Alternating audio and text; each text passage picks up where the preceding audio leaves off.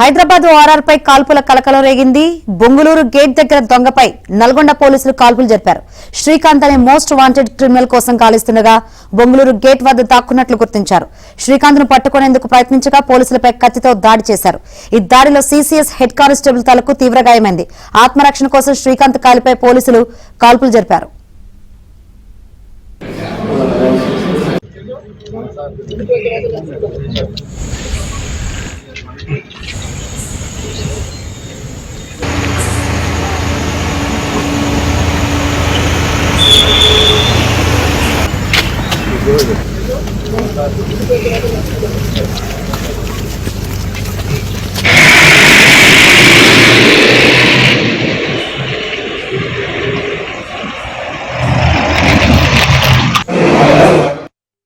గాయపడిన శ్రీకాంత్ ను పోలీసులు ఆసుపత్రికి తరలించారు. శ్రీకాంత్ పై ఏపీ, తెలంగాణలో 100కు పైగా కేసులున్నాయి.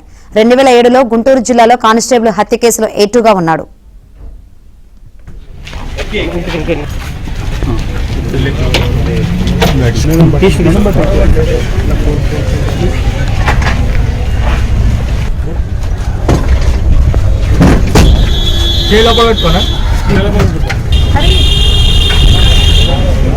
శ్రీకాంత్ ఏమని చెప్తావా? లోపల పోయిందా? కాలికి వెళ్ళింది సార్. కాలికి లోపల దాకా పోయిందా?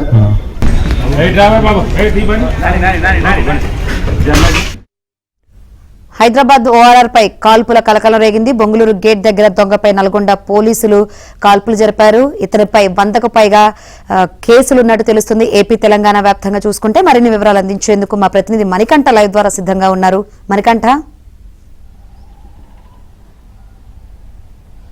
రెండు తెలుగు రాష్ట్రాల్లో మోస్ట్ వాంటెడ్ క్రిమినల్గా ఉన్న శ్రీకాంత్ను పోలీసులు ఎట్టకేలకు అరెస్ట్ చేశారు. అయితే ఈ అరెస్ట్ అంతా కూడా ఒక సినీ రేంజ్లో జరిగిందని చెప్పుకోవచ్చు. గత నెల 25వ తారీఖున శ్రీకాంత్ ఒక దొంగతనం అయితే చేశాడు గుంటూరు జిల్లాలో. ఆ సమయంలో శ్రీకాంత్ దొంగతనం చేస్తున్న విజువల్స్తో పాటు అతని వేలిముద్రలు కూడా పోలీసులు సేకరించారు. వాటి నమూనాల ఆధారంగా శ్రీకాంతే ఈ దొంగతనానికి పాల్పడినట్లు పోలీసులు అయితే గుర్తించారు. అందులో భాగంగానే శ్రీకాంత్ యొక్క కదలికలపై పోలీసులు ఎప్పటికప్పుడు మానిటరింగ్ చేస్తూ వచ్చారు. ఈ క్రమంలోనే నిన్న ఓఆర్ఆర్ వద్ద బెంగళూరు మీదుగా పారిపోయే ప్రయత్నం చేయగా పోలీసులు అయితే అతని యొక్క కదలికలను ముందుగానే ట్రేస్ చేశారు. ఈ క్రమంలోనే నల్గొండ సీసీఎస్ పోలీసులు బొంగళూరు ఎగ్జిట్ నెంబర్ 12 వద్ద ఓఆర్ఆర్ వద్దకు చేరుకుని అతని ప్రయాణిస్తున్న డీసీఎం వాహనాన్ని అయితే అడ్డగించారు. ఆ సమయంలోనే శ్రీకాంత్ను తమ అదుపులోకి తీసుకునే ప్రయత్నం చేశారు. శ్రీకాంత్ను కూడా లొంగిపోవాలంటూ కూడా పోలీసులు చెప్పే ప్రయత్నం చేశారు. అయినప్పటికీ కూడా శ్రీకాంత్ తన వాహనంలో ఉన్న ఒక రాడ్డుతో పోలీసులపై దాడి చేశాడు. ఈ క్రమంలోనే పోలీసులు శ్రీకాంత్ను అరెస్ట్ చేసే క్రమంలో గాల్లోకి 3 రౌండ్ల కాల్పులు అయితే జరిపారు. అయినప్పటికీ కూడా శ్రీకాంత్ తప్పించుకునే ప్రయత్నం చేయడం, అలాగే పోలీసులపై కూడా ఎదురు తిరగడంతో పోలీసులు అయితే అతని కాలిపై కాల్పులు జరిపారు. ప్రస్తుతం అతన్ని నిన్న రాత్రి వనస్థలిపురం హాస్పిటల్కి అయితే తరలించి ఇక్కడ చికిత్స అందించారు.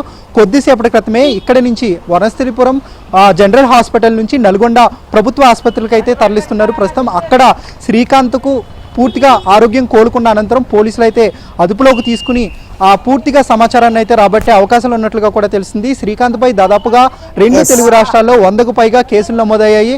అయితే 2005లో ఉమ్మడి గుంటూరులో కూడా ఒక హత్య కేసులో, కానిస్టేబుల్ హత్య కేసులో కూడా ప్రధాన నిందితుడిగా A2 నిందితుడిగా శ్రీకాంత్ అయితే ఉన్నాడు. అప్పటి నుంచి కూడా ఆ నిందితుడు పోలీసులకి చిక్కకుండా అజ్ఞానతంలోకి వెళ్తూ దొంగతనాలు చేస్తూ వివిధ ప్రాంతాల్లో ఉంటూ ఉన్నాడు. సో పోలీసులు పక్కాగా కూడా అతని కోసం ముమ్మర గాలింపులు చేస్తున్నప్పటికీ ఎప్పటికీ కూడా పోలీసులకు చిక్కకుండా తప్పించుకుని తిరుగుతున్నాడు. ఈ క్రమంలోనే 4 రోజుల నుంచి కూడా పోలీసులు అతనిపై పూర్తిగా నిఘా ఉంచారు. నిన్న అతన్ని పోలీసులు అయితే ఎట్టకేలకు అదుపులోకి తీసుకున్నారు. మరికొద్ది సేపట్లోనే శ్రీకాంత్ను నల్గొండ ప్రభుత్వ ఆసుపత్రికి తీసుకెళ్లి అక్కడ చికిత్స అందిస్తారు. అనంతరం అతను కోలుకున్న అనంతరం అతన్ని అరెస్ట్ చేసి పూర్తి వివరాలు రాబట్టే అవకాశం ఉంది. పూర్తి నేర సమాచారం, ఎక్కడెక్కడ దొంగతనాలు చేశాడనే దానిపై కూడా పోలీసులు అయితే పూర్తి స్థాయిలో ఆరా తీయబోతున్నారు. Shankari, right, thank you.